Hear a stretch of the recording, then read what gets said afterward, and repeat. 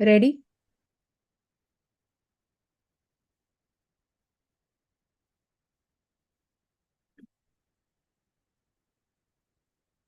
Om.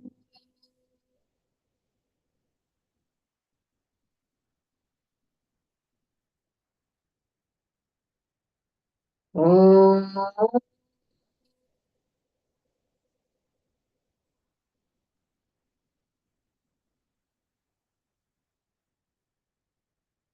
Om.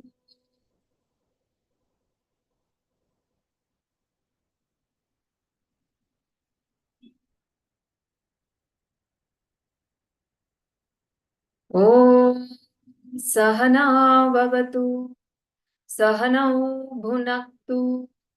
सह वीर्यं करवावहै तेजस्विनावधीतमस्तु मा विद्विषावहै ॐ शान्ति शान्ति शान्तिः हरिः ॐ श्रीगुरुभ्यो नमः हरिः ॐ ॐ नमो भगवते वासुदेवाय ॐ नमो भगवते वासुदेवाय ॐ नमो भगवते वासुदेवाय जन्माद्यस्य यतोऽन्वयादितरतश्च अर्थेष्वभिघ्नस्वराट् तेने ब्रह्महृदाय आदिकवये मुह्यन्ति यत्सूरयः तेजो वारिमृदां यथा विनिमयो यत्र त्रिसर्गो मृषा धाम्ना स्वेन सदा निरस्तकुहकं सत्यं परं धीमहि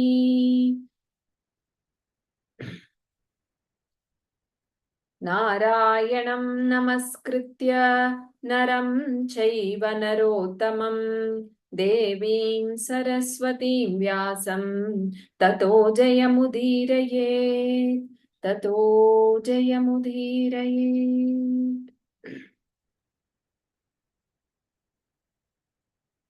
हरि ओम. So I'll share the audio. We will all start with the let us all chant, keep that Bhagavatam with you, and in mute we can chant along the entire Prahalad Stuti.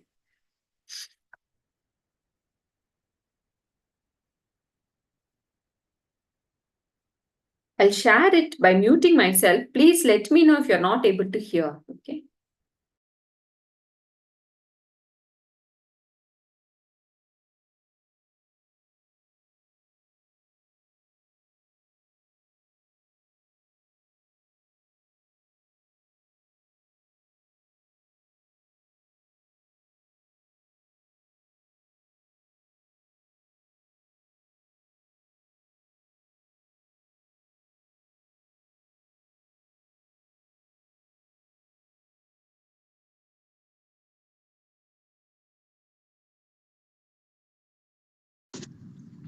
Prahlad उवाच ब्रह्मादयः सुरगणा मुनयोऽथ सिद्धाः सत्त्वैकतानमतयो वचसां प्रवाहैः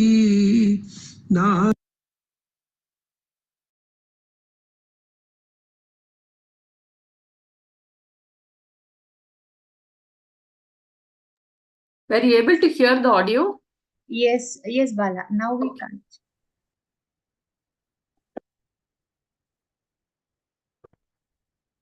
No, I can't hear.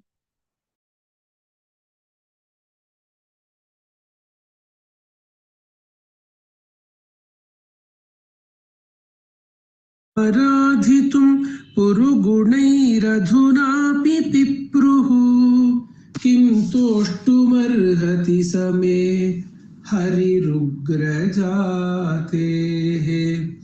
मन्ये धनाभिजनरूप तपश्रुतौ जः तेजः प्रभाव बलपौरुषबुद्धियोगाः नाराधनाय हि भवन्ति परस्य पुंसः भक्त्या तुतोष भगवान् गजयूथपाय विप्राद्विषड्गुणयुतात् अरविन्दनाभपादारविन्दविमुखात् श्वपचं वरिष्ठं मन्ये तदर्पित मनोवचने हितार्थप्राणं पुनाति सकुलं न तु भूरिमानः नैवात्मनः प्रभुरयं निजलाभपूर्णो मानं जनादविदुषः करुणो वृणीते यद्यज्जनो भगवते विदधीतमानं तत्सात्मने प्रतिमुखस्य यथा मुखश्रीः तस्मादहं विगतविक्लव ईश्वरस्य सर्वात्मना महि गृह्णामि यथा मनीषं नीचो जया गुणविसर्गमनुप्रविष्टः पूयेत येन हि पुमान् अनुवर्णितेन सर्वे ह्यमी विधिकरास्तव सत्त्वधाम्नः ब्रह्मादयो वयमिवेश न चोद्विजन्तः क्षेमाय भूतय उतात्मसुखाय चास्य विक्रीडितं भगवतो रुचिरावतारैः तद्यच्छ मन्युमसुरश्च हतस्त्वयाद्य मोदेत साधुरपि वृश्चिकसर्पहत्या लोकश्च निर्वृतिमिताः प्रतियन्ति सर्वे रूपं नृसिंहविभयाय जनाः स्मरन्ति नाहं बिभेम्यजित तेति भयानकास्य जिह्वार्कनेत्रभ्रुकुटिरभसोग्रदंष्ट्रात् आन्त्रस्रजः क्षतजकेसरशङ्कुकर्णात् निर्ह्रादभीतदिगिभात् अरिभिन्नखाग्रात् त्रस्तोऽस्म्यहं कृपणवत्सल दुःसहोग्रसंसारचक्रकदनात् ग्रसतां प्रणीतः बद्धस्वकर्मभिरुषत्तमतेऽङ्घ्रिमूलम् प्रीतोपवर्गशरणं ह्वयसे कदा नु यस्मात् प्रिया प्रियवियोग सयोगजन्मशोकाग्निना सकलयोनिषु दह्यमानः दुःखौषधं तदपि दुःखमतद्धियाहं भूमन् भ्रमामि वद मे तव दास्य योगम् सोऽहं प्रियस्य सुहृदः परदेवताया लीलाकथास्तव नृसिंह विरिञ्च गीताः अञ्जस्तितर्म्यनुगृह्णन् गुणविप्रमुक्तः दुर्गाणि ते पदयुगालय हंससङ्गहां बालस्य नेह शरणं पितरौ नृसिंह नार्तस्य चागदमुदन्वति मज्जतो नौः तप्तस्य तत्प्रतिविधिर्य इहाञ्जसेष्टः तावद्विभोतनुभृतां त्वदुपेक्षितानां यस्मिन् यतो यर्हि येन च यस्य यस्मात् यस्मै यथा यदुत यस्त्वपरः परो वा भावः करोति विकरोति पृथक् स्वभावः सञ्चोदितस्तदखिलं भवतः स्वरूपं मायामनसृजति कर्ममयं बलीयः कालेन चोदितगुणानुमतेन पुंसः छन्दोमयं यदजयात् पितषोडशारं संसारचक्रमज कोटितरे त्वदन्यः सत्वं हि नित्यविजितात्मगुणस्वधाम्ना कालो वशीकृतविसृज्य विसर्गशक्तिः चक्रे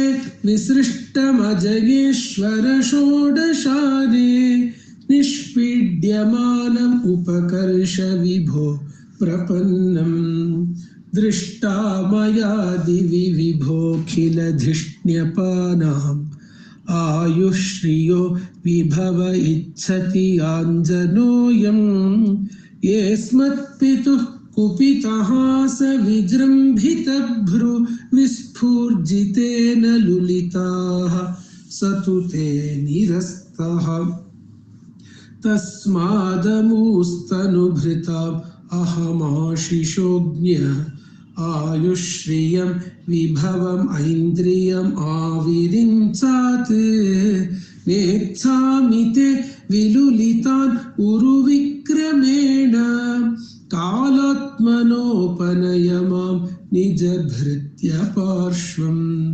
कुत्राशिषश्रुतिसुखा मृगतृष्णिरूपाः क्वेदं कलेवरमशेषरुजा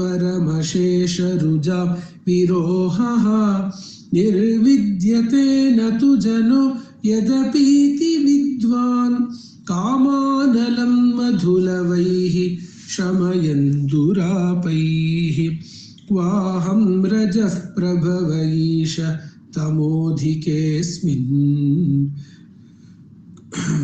जातः सुरेतरकुले क्व तवानुकम्पा न ब्रह्मणो न तु भवस्य न वैरमाया यन्मेऽर्पितः शिरसि पद्मकरः प्रसादः नैषा परावरमतिर्भवतो ननु स्यात् जन्तोर्यथात्मसुहृदो जगतस्तथापि संसेवया सुरतरोरिव ते प्रसादः सेवानुरूपमुदयो न परावरत्वम् एवं जनं निपतितं प्रभवाहि कूपे कामाभिकाममनुयः प्रपतन् प्रसङ्गात् कृत्वात्मसात् सुरर्षिणा भगवन् गृहीतः सोऽहं कथं नु विसृजे तव भृत्य सेवां मत्प्राणरक्षणमनन्तपितुर्वधश्च मन्ये स्वभृत्य ऋषिवाक्यं ऋतं विधातुं खड्गं प्रगृह्य यदवोचदसद्विधित्सुः त्वामीश्वरो मदपरोऽवतु कं हरामि एकस्त्वमेव जगदेतदमुष्ययत्वम् आद्यन्तयोः पृथगवस्यसि मध्यतश्च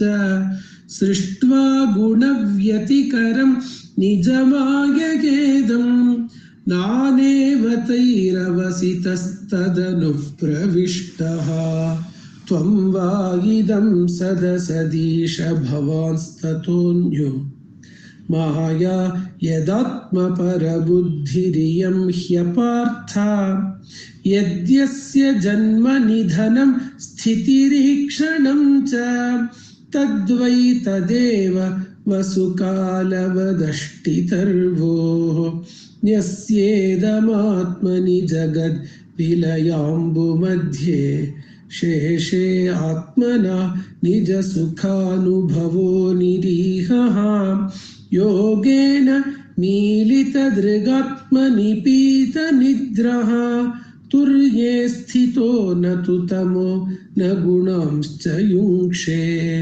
तस्यैव तेव पुरिदं निजकालशक्त्या सञ्चोदितप्रकृतिधर्मण आत्मगूढम् अम्भस्यनन्तशयनात् विरमत्समाधेः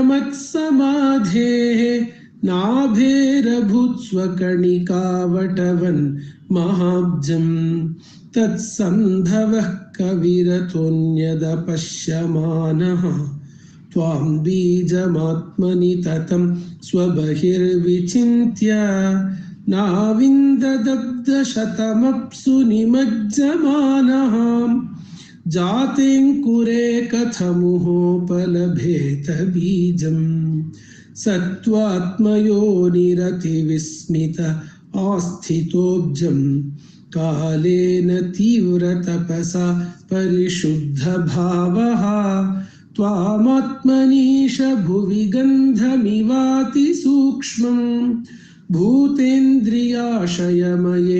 विततं ददर्श एवं सहस्रवदनाङ्घ्रिशिरः करोरुणासस्य कर्ण नयनाभरणायुधाढ्यं मायामयं सदुपलक्षितसन्निवेशं दृष्ट्वा महापुरुषमाप मुदं विरिञ्चः तस्मै भवान् हयशिरस्तनुवं च बिभ्रत् वेदद्रुहावति बलौ मधुकैटभक्षौ हत्वा न यच्छत् श्रुतिगणास्तु रजस्तमश्च सत्वं तव प्रियतमां तनुम् आमनन्ति इत्थं नृतिर्यगृषिदेव झषावतारैः लोकान् विभावयसि हंसि जगत्प्रतीपान्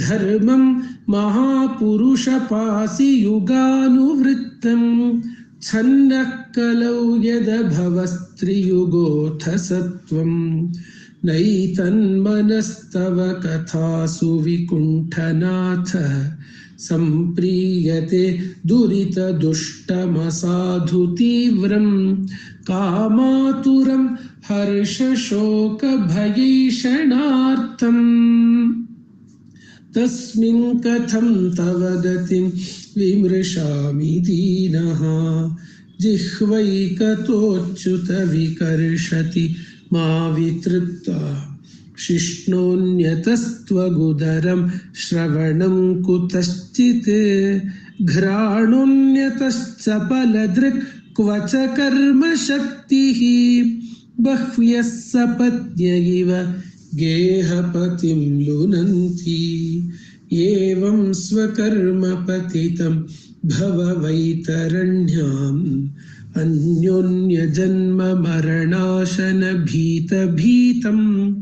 पश्यन् जनं स्वपरविग्रहवैरमैत्रं हन्तेति पारचरपीपृहि मूढमद्य कोऽन्वत्र तेऽखिलगुरो भगवन् प्रयास उत्तारणस्य भवसम्भव लोपहेतोः मूढेषु वै महदनुग्रह आर्तबन्धो किं तेन ते प्रियजनान् अनुसेवतां नः नैवोद्विजे परदुरत्ययवैतरण्याः त्वद्वीर्यगायन महामृतमग्नचित्तः शोचेततो विमुखचेतस इन्द्रियार्थमाया सुखाय भरमुद्वहतो विमूढान्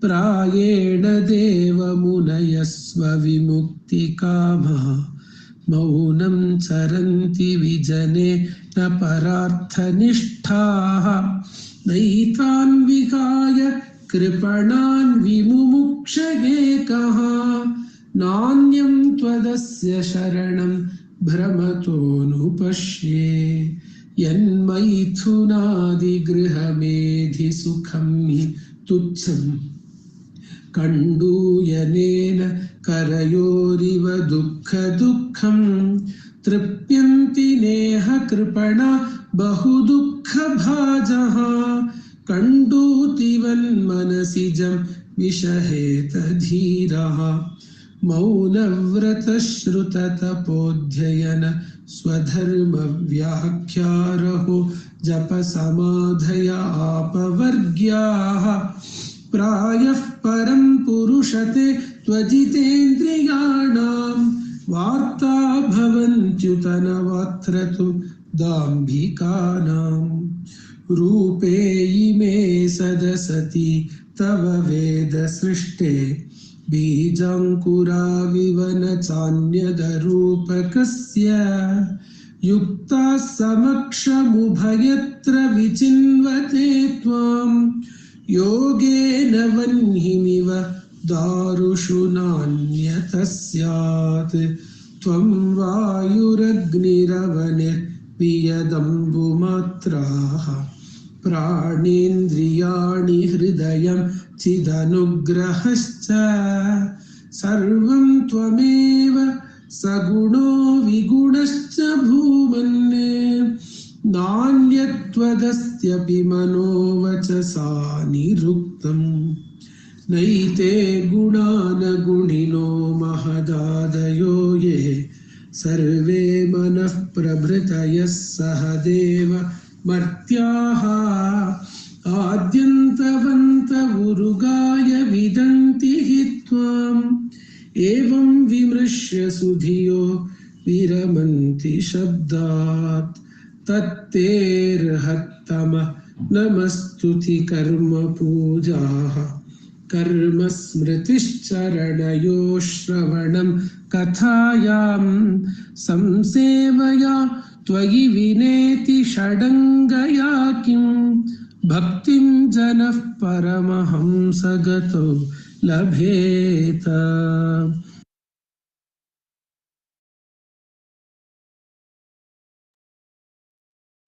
सर्वत्र गोविन्दनाम संकीर्तनं गोविन्दा गोविन्द गोपिका जीवनस्मरणं गोविन्दा गोविन्द नारायण अखिलगुरो भगवन् नमस्ते।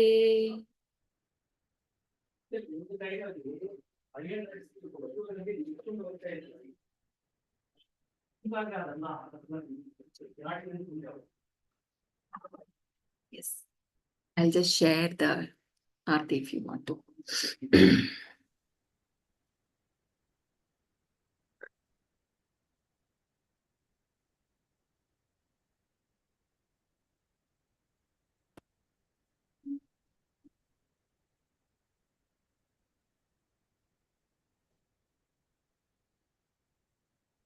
Are you able to see the screen? It's very slow. Are you able to see the screen? Yes. Okay.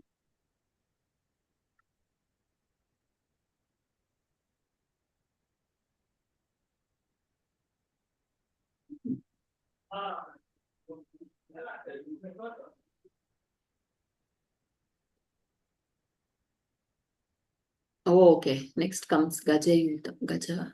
Prahlada's prayer is done. Do we read through the summary, Aarti, or we go ahead? We'll go ahead. It's the same, I think. Yes. The Stuti and Crocodile. we'll go. The next one, Gaja Yuddham. Yes. Please continue the reading. The elephant and the crocodile. There was a hill by name Trikuta. It was famed for its beauty and it was surrounded on all sides by an ocean of milk. The creepers which grew on the hill were incandescent like gold and silver, and the quarters would glow because of the light from the hill. It was 100 yojanas in extent. Conches were there in plenty and precious stones as well. From a height, the earth, dark in color, the sea, white and milky, and the hill green in color, with the trees and shrubs and creepers together gave the effect of an emerald set in silver. It was a beautiful hill. Wild animals were there and sweet music from the nests of the birds would mingle with the roar of the lions and tigers that lived in the caves. The fragrance of the air, which had been perfumed by the many sweet scented flowers, would draw the divine beings to spend their time there. It became the playground of many of the divine beings. Siddhas, Charanas, and Gandharvas would go there very often and spend their time in the caves and valleys, which glowed with the luster of the many precious gems embedded in the rocks. In that hill was a garden by name Rituman. It was crowded with flowering trees of every kind: Mandara, Parijata, Patala, Ashoka, Champaka, Chuta, and fruit trees like the pomegranate and the mango. There were tall trees which touched the skies, Devadaru and Sala trees. The garden belonged to Varuna. There was also a beautiful lake in that hill. It was a very large lake, and on its face floated lotuses, blue, white, and red. The makaranda from them was so profuse that there could always be heard the humming of summer bees, which were hovering round the flowers. Water birds like the crane and the swan were always to be found there, and the fish and the tortoises inside the water could be seen clearly since the water was so placid. The banks of the lake had flowering shrubs like the jasmine, the kunda and the jaji, punnaga and kuravaka and the creeper madhavi. The scent there was overpowering so much so one felt faint. In that hill, that faintness is like, almost hypnotic, I think. In the hill dwelt an immense elephant with his entire herd. He would wander at will, and his herd would ever be with him.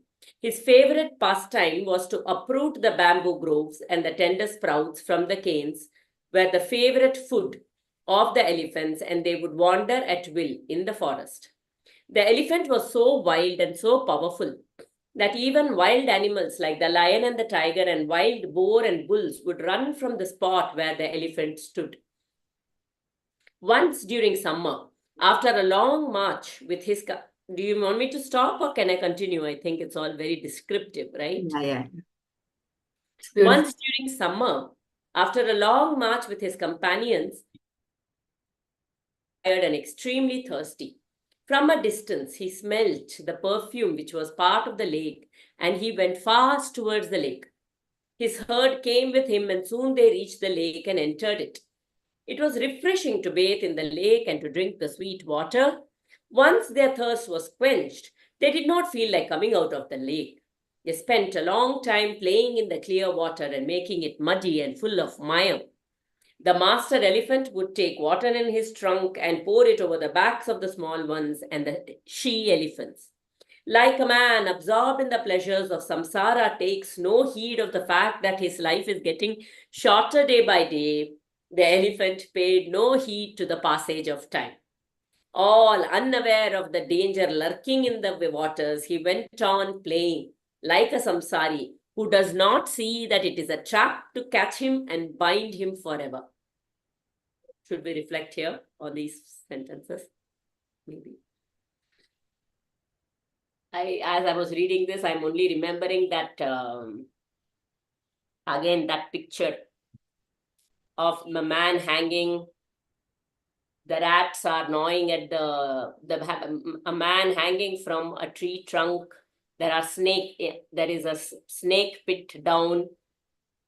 A rat is gnawing on the tree trunk. It could break any time and he could fall into the trees. But at that time, on the tree trunk, there is a beehive. And this man is sticking out his tongue to taste that drop of honey that is dripping from the honeycomb. So that's a very good, that rat gnawing on that tree tongue is the passage of time. We're all moving towards the end of the life. We are not moving backwards, right? We are moving towards, that is a kala cycle that is going on. We are all moving towards that time, but without understanding that there is a kala time that is gnawing. Every moment it is taking us towards immortality, towards mortality, our own mortality. But without realizing that, we seek pleasure from this samsara. We are caught in this samsara without knowing the time is passing and I need that there is a very thin line between that mortality and that immortality. Mortality is as long as you're associated with this body, mind, and intellect component. our prakriti, our ego, the lesser self in us, that thin line when this ego dissolves into the higher self, the Atman, then there is immortality. Yeah, actually, the samsara, Swami Nachu Swami gives beautifully in Bhagavad Gita. In Bhagavad Gita class, we see that many times. Samsara, the moment we think samsara, some world, something, family attachments, they say the 4 pillars of samsara: ahamkara, mamakara, raga, dvesha. So these are the 4 that makes the samsara, like the tightrope walk. So as we live here in this world, yes, we are born because these 4 are there. That's the basis on which this birth has happened. So already this ahankara, mamakara, raga, dvesha is there. And so what do we do? Does that mean that we stop living, or what is it? What it is exactly is today that shloka came in Bhagavatam. The Prithu Maharaj, we have already seen all that, but then that shloka was very beautiful. Maitreya is telling to Vidura that Prithu Maharaj is such a great king. I will say he just knows what life is, and he knows to stick to that purpose. Like what Aarti was saying, being in that middle, that walking on the razor's edge, we say, right? This side is that deep pit called samsara, where we get caught with me, mine, this body, mind, me, mind, raga, dvesha.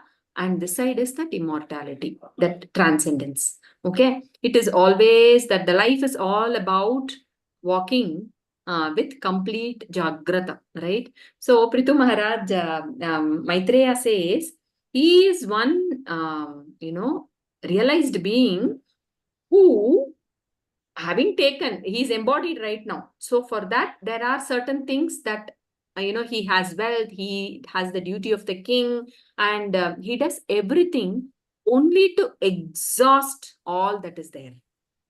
The mind is, so at the physical level, the work is happening. It is to exhaust, so that this body, once for whatever purpose it has come, it is done, then it falls.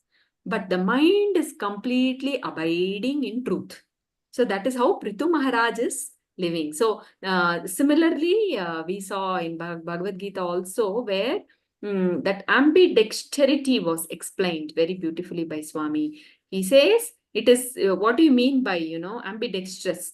Generally, we say the one who is skilled in both the hands, right? Both sides of the. It is about the one who can maintain that equanimity, where the mind is completely subdued, is reveling in Bhagavan, is reveling in self, and the body does, So that is the goal which we need to, work. But many times what happens here, the problem is not that this elephant is playing. Problem is forgetting the truth, the purpose, and indulging in this body, mind, thinking this is pleasure. That indulgence is the thing. So that is what is brought out here. Unaware of the danger lurking in waters. So we think that is eternal. When that indulgence is there, we think that is going to be eternal, and we automatically take shelter in that. That is why we take shelter in all this raga, dvesha, mamakara especially, right? Mine. We take shelter in that. That is why it will go. It is kala. Everything what comes will go. So that is kala. So being unaware of that danger is what is brought out here. A trap to catch him and bind him forever. What is that we will see? Yeah, this is what happens, right? Avidya, kama, karma cycle always. Because I think there is something outside, and I think there is a separate aham which is there, mamakara, and my desiring to fulfill all my likes, all the desires, everything. I go out and engage myself in all this. That is what is the trap that binds, because again and again and again I get into that cycle. Okay, desire is fulfilled. A beautiful quotient that, so generally we think happiness is directly proportional to the desires fulfilled, right? I have so many desires. This desire fulfilled, I am happy. Next desire fulfilled, I am happy. Next desire fulfilled, I am happy. Gurudev Swami Chinmayananda gives a beautiful, he says, yes, happiness is directly proportional to the desires fulfilled. But we are forgetting one very important denominator there, you know. So happiness directly proportional, no? In maths, we used to do that. You know, as the desires fulfill increase, happiness increase. Happiness quotient, it is called. By what? Quotient means it has to be divided by something. What it is desires entertained. That is something very important. That is what we focus in by reading in spirituality. Once we are here, am I, you know, it is a beautiful sadhana. Yes, desires come. We do not have control over it. But let them go. That if there is no compulsion to fulfill, that means the mind is already in Bhagavan. Okay, so that desires come, go. When they are not being fed, they just rust. Like how an iron, that's the example usually that's given. An iron, you know, if we just keep it without doing anything, it just rusts, right? Nothing happens. Similarly, there is this power of choice. If this desire, it keeps coming, ignore, do not feed, then it rusts and goes away. So desires entertained is the denominator there. So desires entertained, when it is lesser and lesser and lesser and lesser, our happiness quotient is also higher. So that is one thing that came up. Yeah. So this is what is samsara. Desire for the physical. Yeah. Desire in terms of physical attachments, which are guided through physical attachment. Because we are all coming to these classes. This is also a desire in a way. So clearly it is the physical attachment, the desire towards the physical attachment. And then of course it also goes beyond all of this. Naturally these also fall off later on. But when Bala was talking about the ahankara and mamkara, there was in another class, there was this very nice example which came up, which I thought we can relate to very well. So now this person said that there is in their company, okay, so they have a marketing department, they have a manufacturing department, they have a whatever, employee accountability department, this, everything. Okay, now this is a big company, Bosch or some any company you take up, there is a big company. Now what happens is each of these units, the marketing department or the manufacturing department, or all of these departments, and then there is the e-commerce department, there is the e-business department, whatever. Each of these departments were working in silos, saying as though that alone is a unit, and anything comes up, we are fine, Baba. That department has a problem. I am fine. That other department has a problem. So each department is working for their individual existence. And then that is when the CEO came and spoke and said, each department cannot work in silo. In all of this comes under the big company. And unless all these departments understand that they are a part of a much bigger organization, only then can we really see proper growth. Otherwise, we are caught with our own each one, and then there is a fight. No, I didn't do it. That department did it. No, I didn't do it. That department is putting the blame on this. And this is how it keeps going. But if everybody thinks of themselves as part of this larger organization, then everybody is looking to solve the problem. So that is how they started seeing growth. By after this talk, when he spoke about how, so now each one of these departments is like this individual self. I think I am separate from and I am here. I have come here to take care of. This is a department. I come and I am taking care of just this department, my desires, my needs, my wants, this thing, without knowing that this particular jiva is like a cell, a part of a much bigger scheme. or design or super organism, or whatever you want to call it. Okay, it's a part of our. It's like a in our body. If each of the heart starts functioning like it wants, the stomach starts functioning like it wants, without being associated to the larger this thing. So that is what yeah, so like each wave in the ocean keeps thinking, I have to do well. Look at that wave, that is larger than me, that is smaller than me. So this is the ahankara. I think of myself as an individual, in the sense that I only want to feed this individual, as though this individual has a separate existence, without knowing that I'm a part of, without being conscious or aware that I am a part of a much larger scheme of larger design. That is the individuality. The ahankara and the mamakara and the raga and desha is our association of pain and pleasure to the things that happen around us. When anything looks like pain, it's desha. I don't like it. When anything looks like pleasure, I like it. I go behind it. I want that more. It's my association, but that equanimity, everything that is happening is His grace. There for a reason. You go with the flow, not even associate it as good or bad, right or wrong, pain or pleasure. And just be equanimous and go with the flow. I felt sick, I feel sick. The body is in pain, but I am happy still. It's like that. Then that trap and that binding is not there.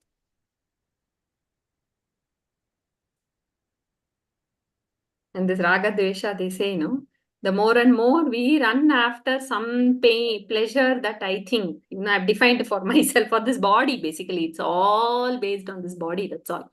Yeah, that is what is ahankara.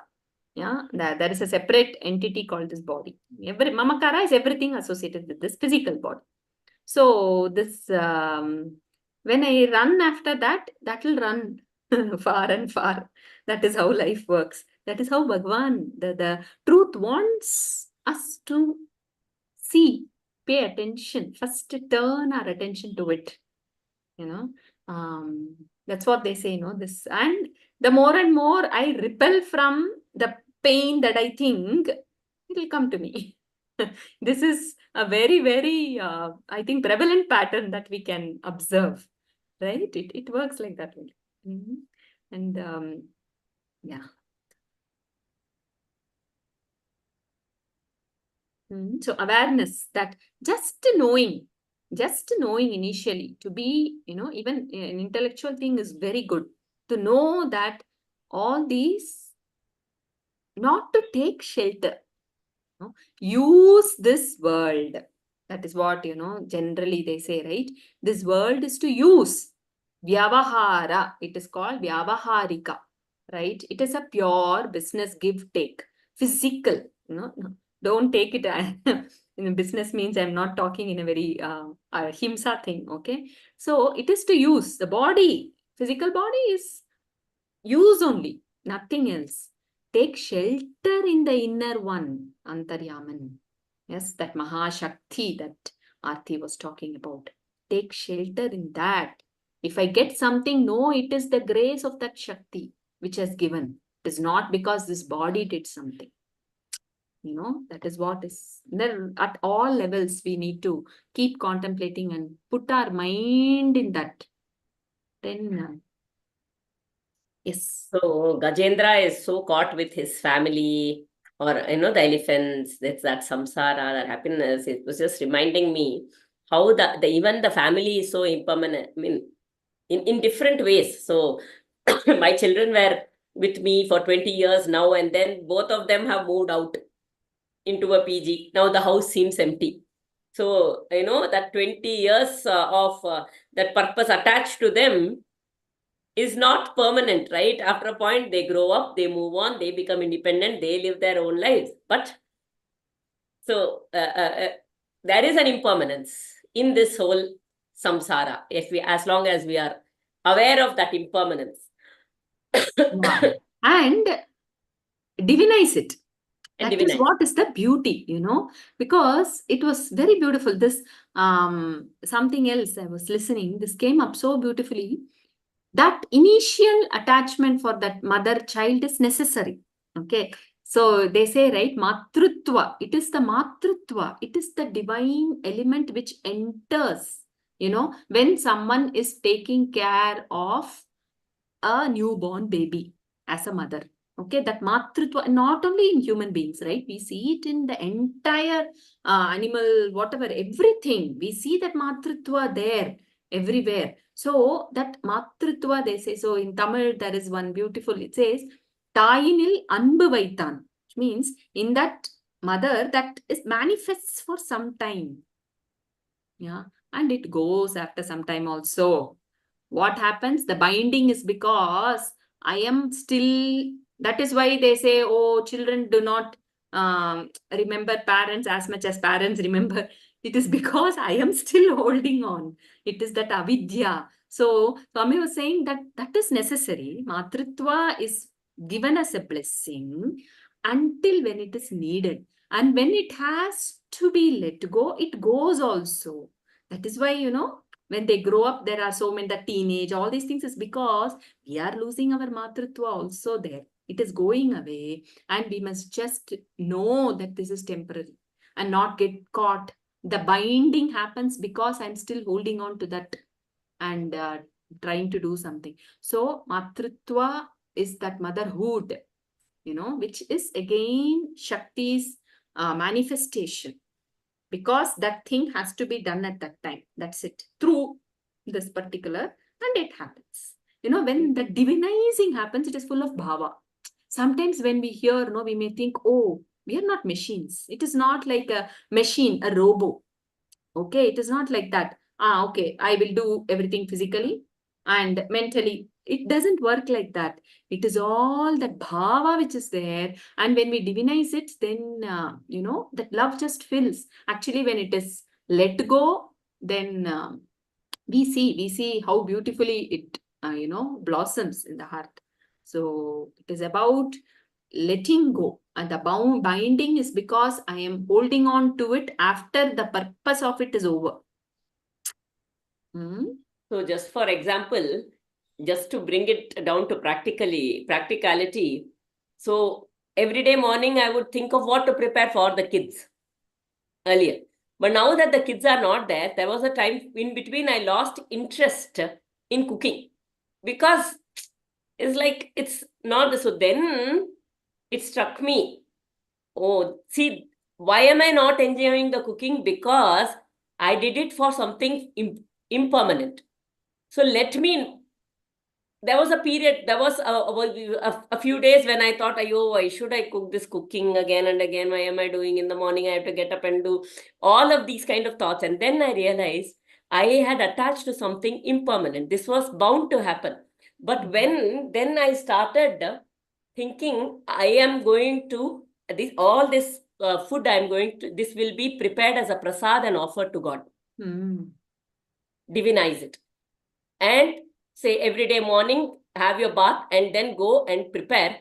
And you think of Krishna or somebody and then you prepare that food. It is the same like how you, that it is renewed energy. It is that thing. And then and I realized, you learn everything, but then when you practically face, sometime it takes, you come back to equilibrium, but then it was just beautiful how, the moment that interest, that love, that everything just came back for that activity again. It was just beautiful when it was divinized in that way, what Bala was telling. Yeah, very beautiful. This is how spirituality becomes real for us, right? Every thing in our lives when it starts.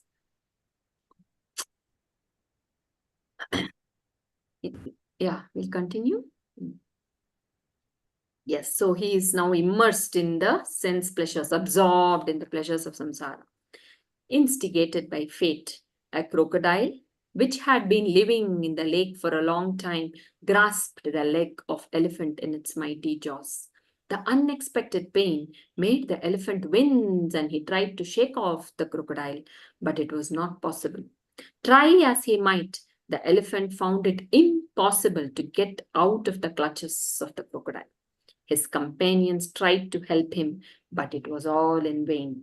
The grip of the crocodile was too strong, and the elephant, strong as he was not strong enough to shake off the crocodile. See, this is something we need to really, um, absorb. When prarabdha strikes, many times our immediate reaction is to run away from it, is to find a solution, is to,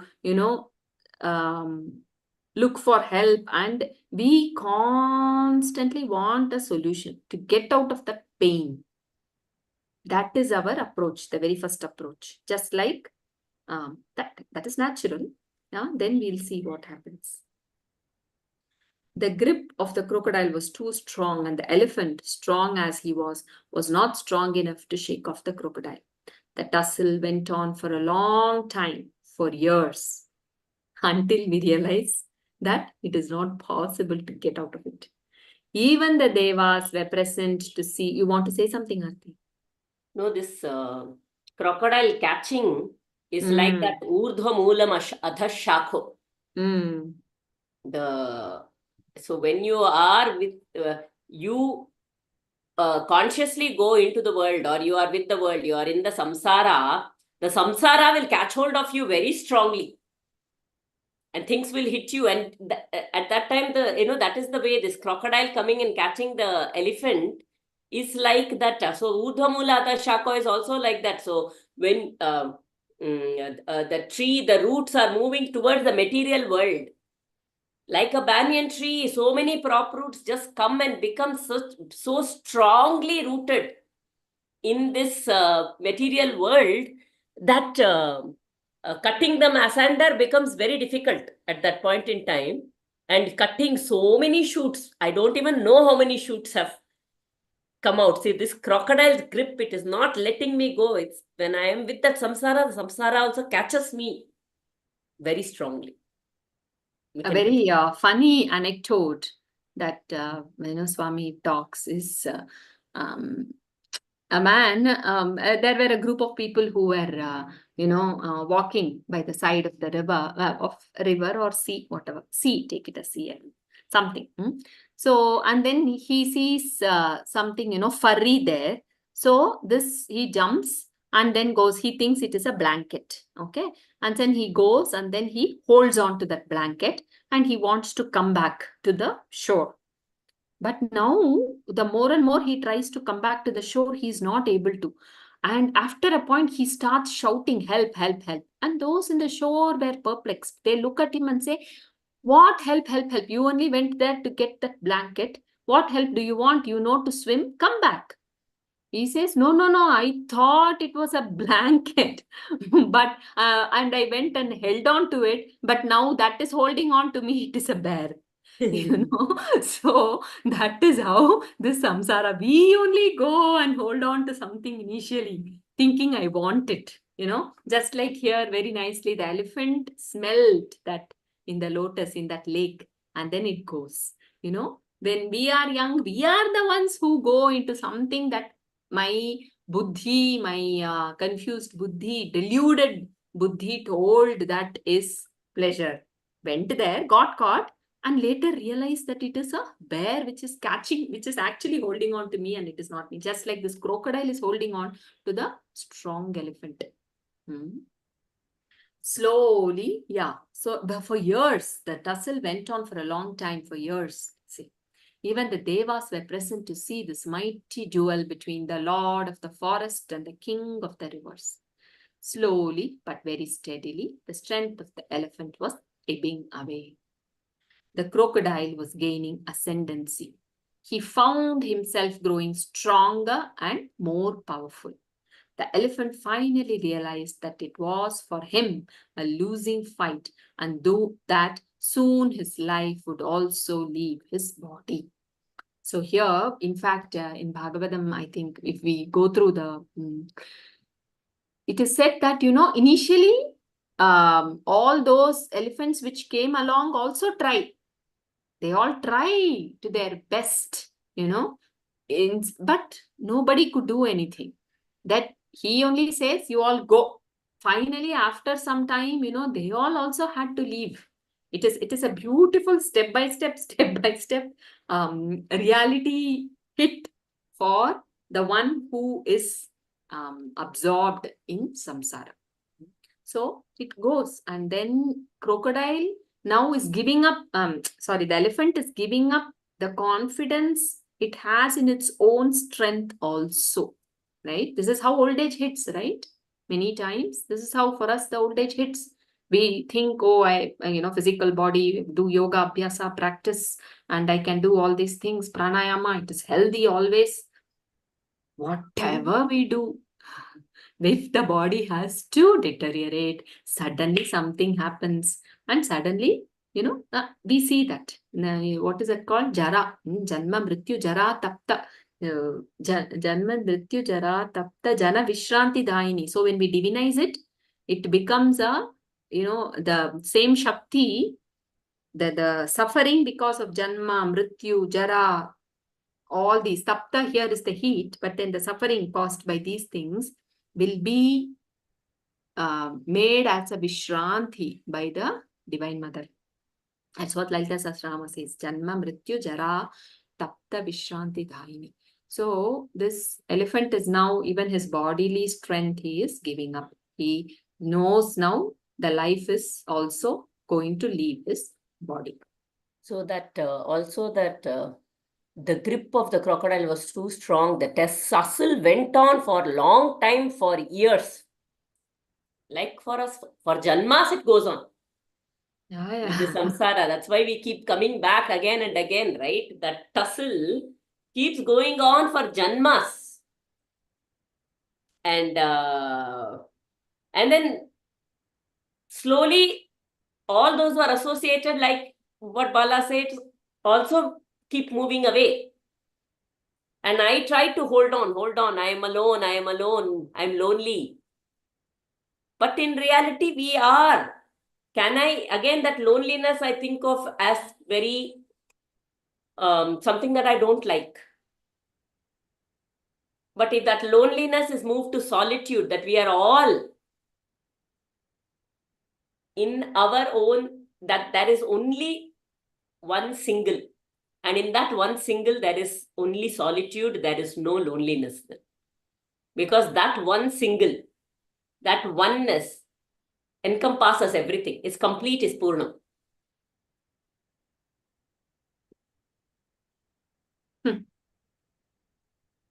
Janma, Janma, Janma, Aarti told, right? So, I'm just reading this with Tamil, okay? But I'll translate. It is in Shiva Puranam. Okay, Manika Vasagar, very beautifully. Look at the bhava he has, that has to come. That's what they say. Only when we realize, see, the elephant is losing the hope.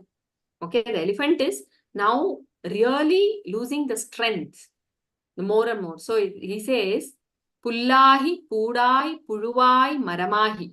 So I have been a grass, as an insect, as a worm, as a tree, Palvirhamagi, Paravayai, Pambai, as different animals, as birds, snakes, Kallai, Manidarai, as a stone and Manidarai. It is human beings, Peyai, even as ghosts, Ganangalai, as Ganas, Val Asuraragi, powerful Asuras, Munivarai, Devarai, as a Munivar, as a Deva. So, all these things he says, and then Sella Nindra Idhavara Jangamattu. All these, host of births I have taken. Ella pirappum pirandu ilaithen emperuman. Ilaithen is that. He says, I have now completely, I am weak. Are you able to hear me? Something's happening in the system. I'll stop sharing. We can hear you, sorry. Yeah. Something, I don't know. No problem, it was clear.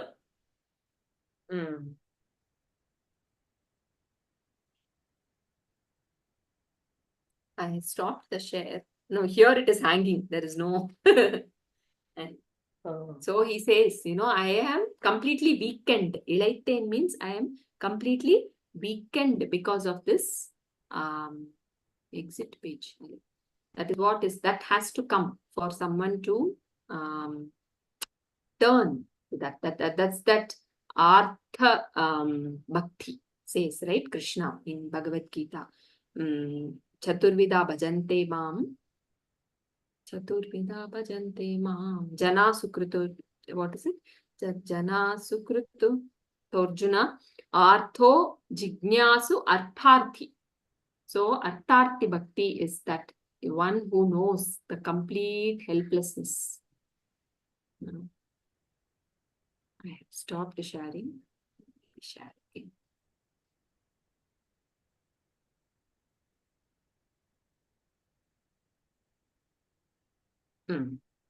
Yes. As the crocodile gains ascendancy, the elephant is now losing the fight. Life would also leave his body. Some point we all also reach that. At that moment, he began to see everything in the proper perspective. This is needed for us to. He pondered for a long while and told himself, I am in great trouble, and these, my dependents, are unable to extricate me from my predicament. I have realized that no one can help me now in this dire calamity which has befallen me. But still, I have one hope. I can surrender to the Lord, who is the refuge of even gods like Brahma. He is sure to protect me from the dread serpent called Yama, who is trying to frighten me. If he is with me, death himself will flee from me. Since he is afraid of the Lord, I will pray to the Lord. Oh, next is Gajendra Sthitiya. This is the point of surrender now coming in slowly. First turning around from the samsara. Who will help me? Even my kith and kin are not able to help me. I am moving towards my mortality. So now, but that seed is there in Gajendra. That is why he was able to even turn towards and say, now it is, I can only surrender to the Lord, who can give refuge. Otherwise, till the end, people can keep trying. I have to try, I have to try, I have to do. Or why is life so bad for me? This, that, complaints, those kind of things start coming in. There is a seed, and that is why Gajendra was able to turn around and surrender. Turn 360 degrees from the samsara to the Lord finally. After years and janmas of struggle. Yes. This is what, okay, sometimes we think, no, so what is it? Finally, it is only the Lord. Even in Jnana, they say, right? It is only by grace, realization. It is only by grace. Only, there is shloka also, it says, Atman only chooses to whom to reveal.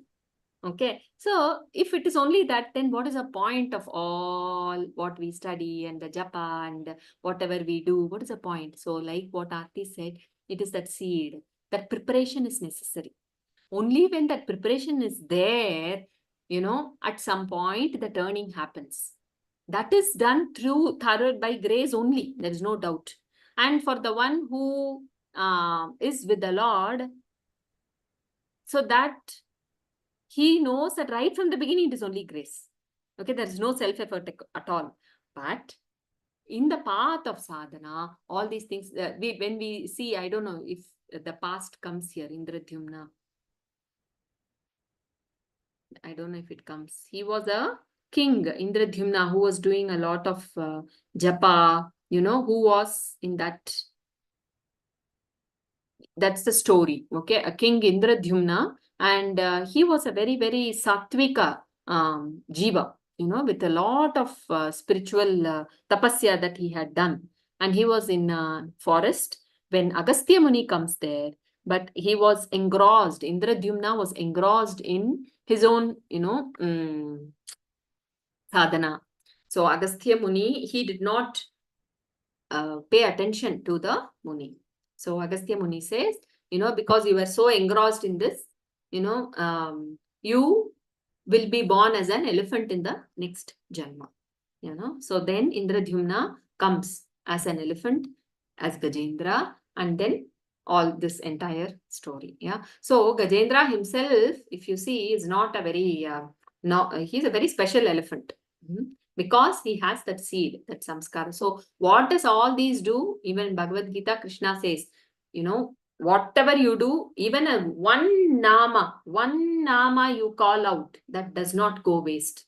The penny that I earn may go waste.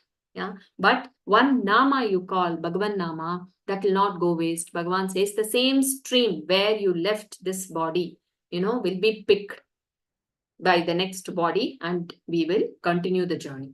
So that is a great assurance given. So it is that is why this all these sadhana are the preparatory. But finally, the doer is the only doer. The grace works. Okay. So the surrender has to happen. This individual has to, be completely engulfed by the truth. Only then it works. For that, the surrender must happen. Yeah. And here, many things are there. I realized. He says, the Lord protects me from the dead serpent. Oh, 7:23. Yeah? Are we winding up by 7:15 or 7:30? What do we do? As always, 7:30. 7:30? So, where were we? He's sure to protect, yeah. Dead serpent called Yama, who is trying to frighten me. So this is something, we need to, and we have seen this many times. What is death, right? It is not just the falling of this body. It is that transcending from the transiency, transient nature, yes, is immortality. So Bhagavan, the one who is the jnana, the awareness throughout, who is there, that is what Chatushloki says, right in the beginning, Janmadhyasya, when we chant. So this, he is there, the one substratum on which the birth happens, everything comes and everything stays and everything goes back. So that permanent truth is Bhagavan. So Yama is that when I am holding on to any of these transient, it could be body, it could be the mind, right? All those things I'm holding on. So when it falls, that is called Yama. When it disintegrates, we do not want that to go, right? This Ahankara doesn't want to go. The Ahankara stays always, So unless this Ahankara completely, I think last week very beautifully Aarti gave that, that exclamation with a question mark completely at the feet of the exclamation. So just completely this Ahankara falling at the feet of that wonder, great wonder, which is ever present, then that happens. That is true surrender. And then, it is like we are one with the ocean, whether I am a wave or whether I'm a bubble or, I don't know if you can say I am a bubble, whatever, being a bubble or a wave or a water droplet or, a small little thing or even being sea creature, being anything, it doesn't matter. It is all only water. That comes only when we take refuge in the Lord and it's purely by His grace.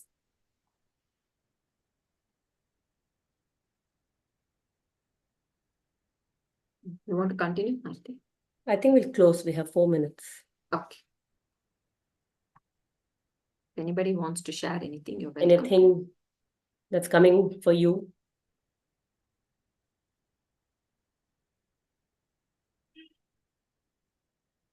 The transience of samsara, the impermanence of samsara, and the permanence of the divine. The completeness of the divine. The substratum on whom our very existence exists. Where do I exist when I say it's that substratum, that existence in which I exist, the asti. When I say it is isness, where is that isness? The substratum of the whole isness is that supreme reality. Everything that is happening according to a divine plan, divine flow. May we allow that flow to move without any dams within us. Yes, Annapurna ji, you wanted to say something? Yeah, the thought that comes to me is that why do we always forget? Let me not remember the times I forgot. Let me remember the times I remembered.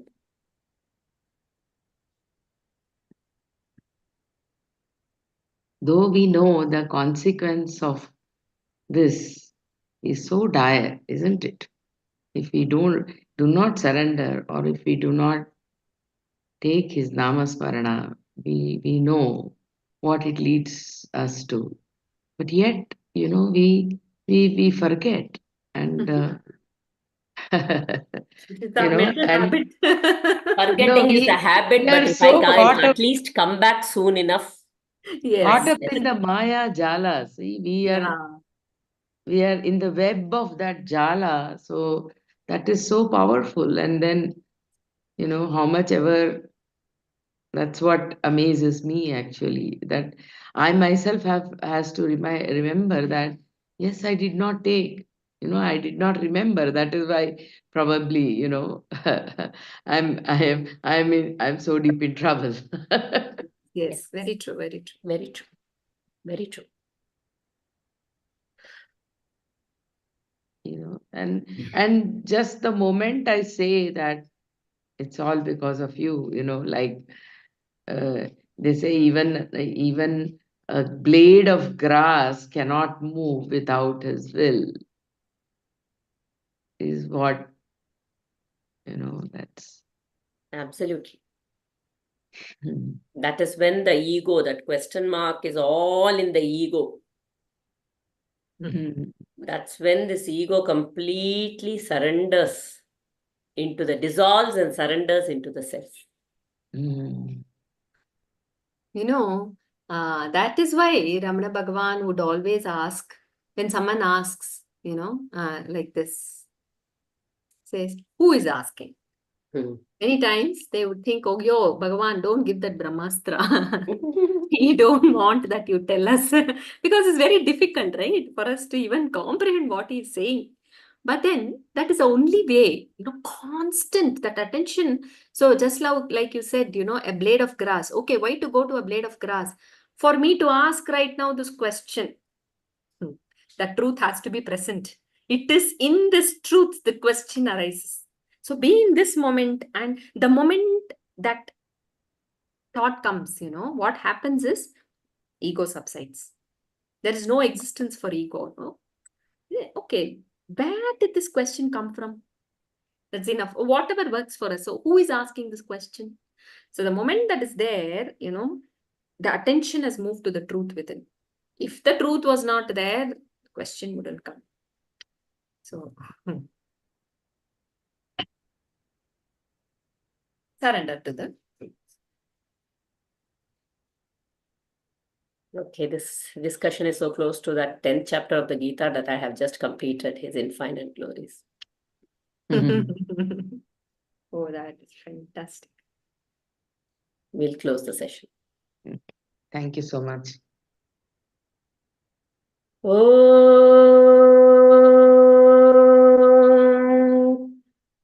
Asato ma sadgamaya tamaso ma jyotirgamaya mrityorma amritam gamaya Sarve bhavantu sukhinah Sarve santu niramayah Sarve bhadrani pashyantu Ma kaschid dukkha bhavet Om Shanti Shanti Shanti Harihi Om. Shri Gurubhyo Namaha. Harihi Om.